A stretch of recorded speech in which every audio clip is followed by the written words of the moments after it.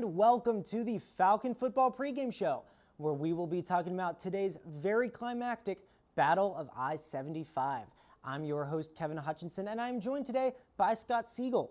Scott, how are you doing today? I'm doing fantastic. I'm really excited to be here. This is the matchup of the season. For This sure. is going to be a lot of fun. For sure. Excited to have you. This is going to be Thank you. great. We're going to have plenty of analysis, plenty of stats, plenty of insights, plenty of theories, philosophies coming your way today. But first, in order to understand where these two teams are, we have to look at where they came from. Both teams coming off of bye weeks, so they're going to be rested. They're going to be prepared. They're going to be rearing to go. Yes. BG's result 2 weeks ago was a loss to the reigning MAC champions, the Ohio University Bobcats. They ended up losing that game 35-20. The Falcon offense suffered 4 turnovers, which obviously is not ideal. The Ohio offense was aggressive. Ohio quarterback Parker Navarro just had his way with the Falcon defense. And there were some good plays, including that passing touchdown you just saw. But overall, BG was stifled by the Ohio defense. Didn't have that many answers in that game.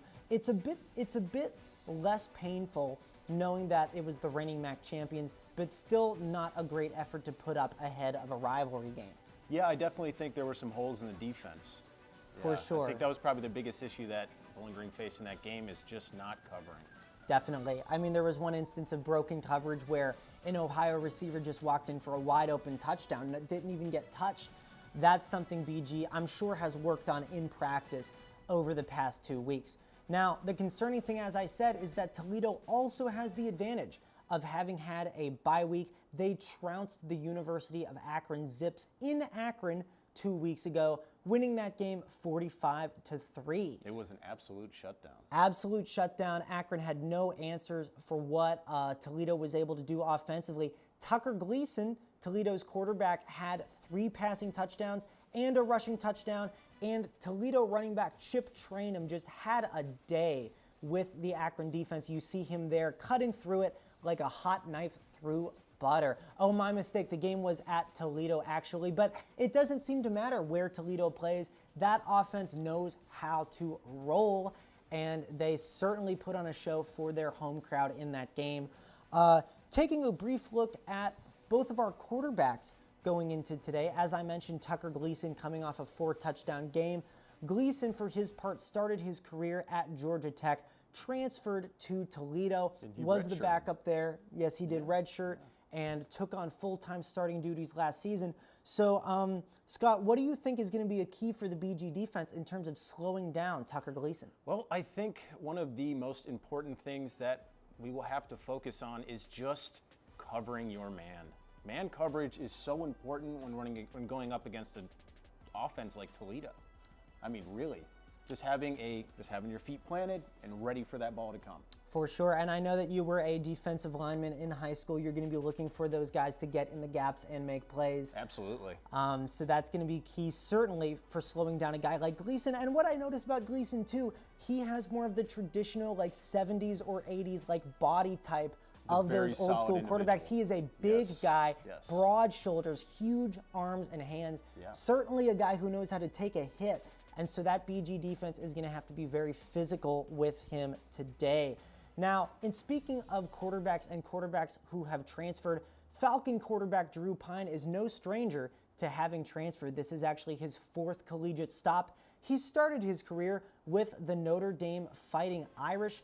After that, he transferred to Arizona State, where he threw a touchdown pass to Cam Scadaboo, which, for those who don't know, Cam Scadaboo is currently playing for the New York Giants and had 3 touchdowns against the Eagles on Thursday night. So certainly a high-profile player that Pine has shared the field with. And last year, he spent some time in the SEC at Missouri. Now, making a start at quarterback in the SEC is no easy task. I mean, you're going up against NFL defenders every game. A lot of pressure. I mean, he went up against Alabama, went up against some very good programs, and he comes to BG with 1 more year of eligibility after this season.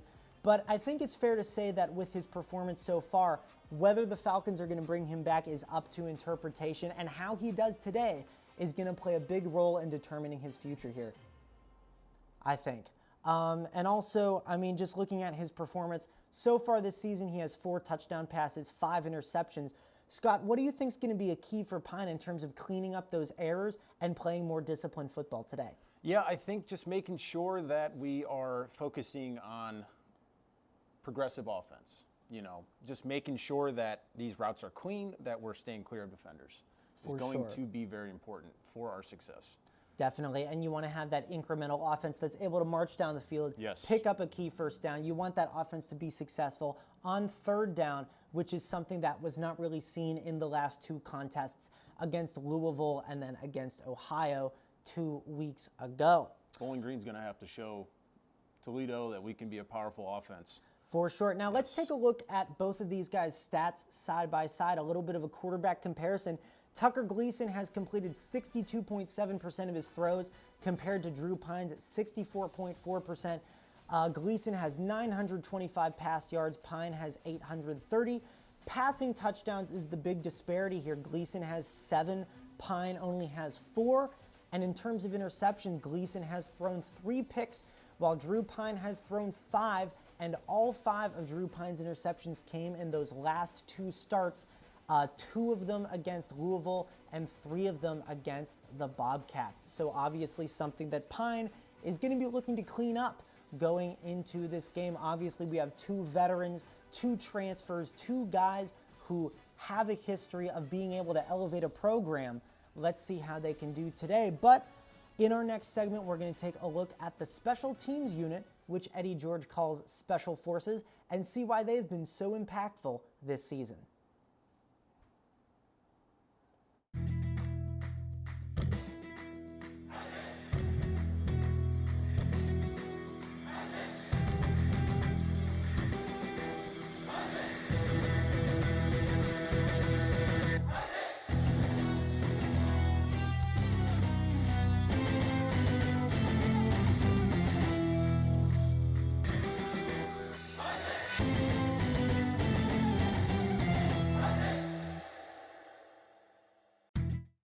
Now, obviously, as I mentioned, we need to talk about the special teams unit, or as head coach Eddie George likes to call them, Special Forces. And Special Forces, they have been indeed. Bowling Green kicker Jackson Cleather is tied for 3rd in the country, not in the MAC, not in the group of 5, in the country, with 12 field goals made. That is including all FBS schools. That's including your Alabamas, your Penn States, your Ohio States. Jackson Cleather is still tied for 3rd with 12 field goals made. He is a perfect 10 for 10 on extra point attempts, and a 56-yarder was his longest field goal this season. That's like an NFL distance when it comes to field goals. Also, we would be remiss to not talk a little bit about the return game. BG's main kick returner Cameron Petaway, he's 4th in the country with 336 return yards, but of course, Cleather has been a big factor as well. What do you think special teams needs to do today in order to shine, especially in such a high-pressure environment? I think just taking your time is going to be really important today. It is a big presence. It's a big crowd. There's going to be a lot of action going on in the stadium, which could distract special teams. But I think if there's a big focus on slowing things down, focusing on getting the ball moving, I think we'll do just fine. Definitely, and obviously you want to be disciplined. I mean, in a close game like this, I do think it's going to be a close game. 1 field goal or 1 extra point can decide the entire affair. So doubtless, Jackson Cleather is going to be focused. He's going to be locked in, and he's going to be ready. He has arguably been the most consistent player at any position on this BG football team. He's just been an absolute baller through these first few weeks.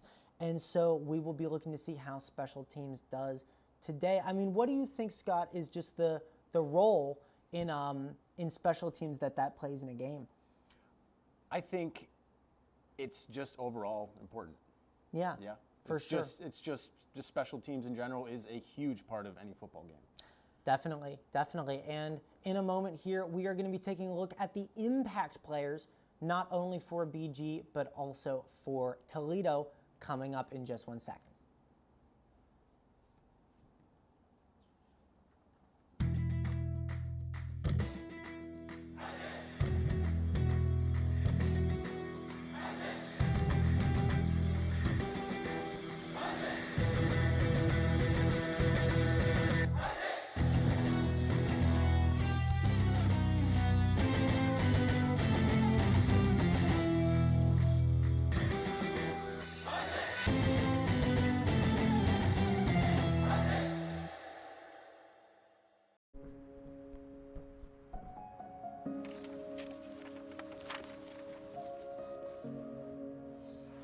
Dear moms and dads, we know it's not always been easy, and it's been a lot of hard work. What you have achieved here today is going to help us and our futures. It is why we are coming up on stage to collect your diplomas. Everything I do it for you. Mom, love you all. No, it's true. Everything I do it for you. When you graduate, they graduate. Visit finishyourdiploma.org to find free and supportive adult education centers near you. Now, of course, we have a little trivia question about the Battle of I-75. The trivia question, you guys will have some time to guess. We'll give you the answer in the next segment. But what was the name of the original Battle of I-75 trophy? Take some time to ponder. Don't Google it. Great question. Actually take a guess. It is a great question, Yeah. and it is certainly a big part of Falcon history. Now, of course, in order to talk about a rivalry game, you got to talk about the players who are going to be on the field. And so for that reason, we're taking a look at a couple of the impact players for both of these teams. Now, the first impact player for BG, we already mentioned him. It's kicker Jackson Cleather. He is going to have to be sharp today. This is going to be a big spot for him. Probably the biggest spot of his career so far, in terms of performing, definitely. Yes. And I also want to talk a bit about wide receiver Finn Hoehn. Now, Finn Hoehn has a big social media following, the biggest on the team. Over 200,000, correct? Yes, he has a lot of followers, but he's also a good performer on the football field. He's 6'5", great on contested catches. He's a great downfield threat. He's just going to have to get activated. How do you think that the BG offense should try to put him in position to make some plays? I think putting Hoehn in position would mean just getting that ball downfield, just overall yardage. You know, I think that's going to be the most important thing about today, is seeing that ball move side to side down the field. Definitely. And you certainly want Finn Hoehn to get involved when it comes to those long bombs, when it comes to flipping the field. And that's something we haven't seen a lot of from this BG offense. We've seen a lot of laterals. We've seen a lot of passes of 10 yards or less. We haven't seen a lot of big shots being taken downfield. But Hoehn, I mean, he's sort of the full package. As you see there, he can block, he can make receptions, he can really be a game changer in this game. And I think whatever Eddie George's game plan is, they have to incorporate this guy. You got to use your weapons. Yeah. I think it's okay for Bowling Green's offense to be able to take more of a risk, especially on a game like this, facing Toledo's defense. I think it's going to be important that we kind of experiment a little bit with the ball. Definitely. And you want to get, when it comes to playmakers like Hoehn, you want to get them in space. You want to get them in places where they can rack up yards after catch, places where they can really dice through a defense. He only had 3 receptions versus Ohio, but he averaged 17 yards per reception. So if he's averaging a first down every time he touches the ball, he should be targeted probably 8, 9, 10 times in this game, if not more, just because he is probably the most physically dominant receiver on this BG team. Yes. But of course, if we're going to talk about BG, we have to talk about Toledo, those rivals up to the north and their impact players. Taking a look at their running back, Chip Trainum. Now, in addition to having a great football player name, Trainum is sort of the engine of this Rockets offense. He's averaging 6.3 yards per carry and has 6 rushing touchdowns on the season. I mean, that's really just a dynamic presence. You can see him here dicing through some other opponents like Akron. He's just great. You see him breaking a couple tackles there, going up the sideline. I mean, this is just an explosive guy, a guy who really just bends defenses to his will. He's great at getting that ball downfield. I mean, for sure. And so when it comes to BG, just being able to stop this guy, what do you think BG can do? You know, there are some injuries on defense. Dorian Pringle, the star linebacker, is out for the year. How is BG going to be able to stop such a dynamic motor like his? I think with Bowling Green's defense, it's going to be important to just focus on the defensive line itself to be able to fill those gaps. You know, having someone with experience in the defensive side of football, I will say to be able to stop a run game, it all is within the defensive line. So that's really where we need to shine today to be able to stop those runs. For sure, and I'm sure that Eric George, the son of Eddie George, he's on the defensive line and he'll be looking to make some plays. He had 2 sacks in the homecoming game against Liberty. He'll be looking to reproduce some of that production because you can see from these highlights, Chip Trainum is an absolute beast. I mean, look at him just carving up that Akron defense. Now, the other impact player we're looking at for Toledo is going to be wide receiver Junior Vanderas. He is one of their main playmakers. He has 28 straight games with a reception. That's the kind of consistency you look for in a player that you want to construct your offense around. In the last game, he had 122 yards and 2 receiving touchdowns. I mean, this guy is just an absolute monster, especially after the catch. For sure, it is quite the stat line. I mean, look at him on this play. Boom. Easy buckets into the end zone for the TD. And obviously, Akron, one of the worst teams in the MAC, but Junior Vanderas is going to be looking to make plays against BG today. When it comes to these wide receivers, these dynamic wide receivers, how do you want to see the defensive secondary, you know, those cornerbacks, safeties, how do you want to see them react to a guy like Vanderas? I think just having a wider view, just having a wider vision on the field, where the ball's coming, you know, your peripherals, I think that's going to be really important for Bowling Green secondaries, just to be able to keep that ball contained. For sure, and I think potentially some interceptions even. Well, that would certainly be nice for this Falcon team. And as you saw from those highlights, Vanderas loves to play the sideline. He has a lot of explosive speed once he gets out in space, something that the Falcon D is going to try to address. Now, of course, every game that you analyze, you have to look at the keys to the game for each team, you know, the things that are really going to contribute to success for BG and for Toledo. I think BG's main key is going to be to win the turnover battle, you know, take care of the ball. Obviously suffering 4 turnovers against the reigning MAC champions. This Toledo defense is just going to feast on Falcon errors. You have to limit those errors. You have to take care of the ball. I mean, what do you think just when it comes to ball security for this team? I think Bowling Green being able to just keep eyes on the ball at all times, fumbles, anything of the sort, any technical difficulties, just being able to cover that ball will definitely keep us on top for turnovers. Definitely. I know that most football coaches preach ball security is job security. They drill it into your head. Exactly. And Bill Belichick famously said, you know, ball security is job security. Absolutely. Obviously, at the college level, they're not employees technically, but one fumble in the wrong spot and you can lose your starting job. And so that is a big deal really for everybody who touches the ball in this game. You've got to have those 5 points of contact and you've got to keep that contained. Now, looking at Toledo's main key for the game, they are going to want to just control the line of scrimmage and also take care of the ball on their end.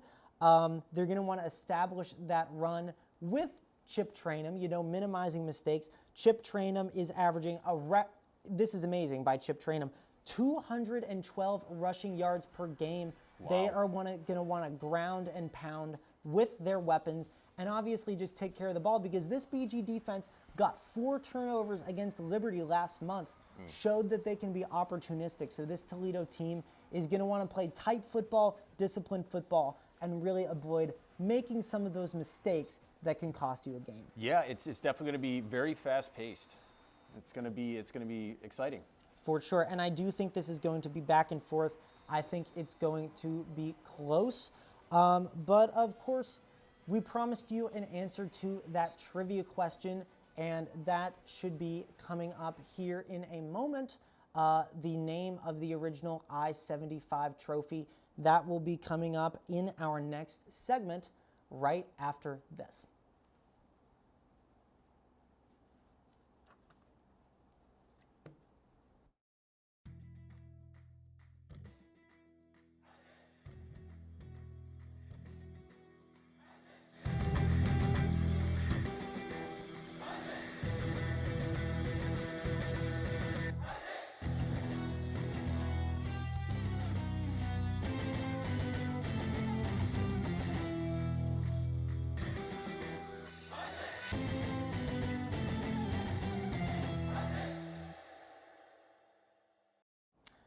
right, now the answer to that trivia question, hopefully you didn't Google it or chat GPT it or whatever, but the answer is that the original trophy was actually the peace pipe. Now, that is not only does that roll off the tongue, but that just sounds like a fun trophy, you know, the peace pipe. Yeah, it does. And I'm sure a lot of you watching probably already knew that, especially if you are historically Bowling Green fans. Yes, for sure, for sure. It's not called the peace pipe anymore, but just a little special bit of Falcon history. Now, of course, BG is a MAC school. Being BG reporters, we care about the entire MAC, obviously, because it is, in my humble opinion, one of the more fun conferences in college football. It's all about that MACtion. There are 5 MAC games going on today, so I thought we would just go over what our picks were and what our analysis was when it comes to the winners of those games, starting with Miami at Akron. Now, I took a look at these games. I examined their records. I examined their performances previously. Give me the Miami Redhawks here. They're 11.5-point betting favorites in this game, and they're coming off a road victory against the Northern Illinois Huskies. As we saw in those Toledo-Akron highlights, Akron had no answer for that Rocket offense 2 weeks ago, and I don't think those errors are going to be cleaned up just after a little bit of practice. I think Akron's in trouble today. Yeah, absolutely. So, I mean, Miami is historically a great defense within the MAC conference. We've seen that for decades. I think there could be a significant advantage against a low-scoring Akron offense. Definitely. And I think we should probably save our Battle of I-75 picks for the end. Going over the other MAC games first, we have Northern Illinois traveling to Eastern Michigan. Now, the Eastern Michigan Eagles, they are going to be at home, and they lost narrowly to Buffalo in overtime last week. Give me the Eastern Michigan Eagles in a slight upset at home against the Huskies. What do you think? You know, I think it was interesting. It was just an interesting game. For sure. What's your pick? Who's going to come out on top in this game? Ooh, that's a tough one. That's tough. Yeah. For sure. What about you? Like I said, I certainly think that Eastern Michigan is going to be key.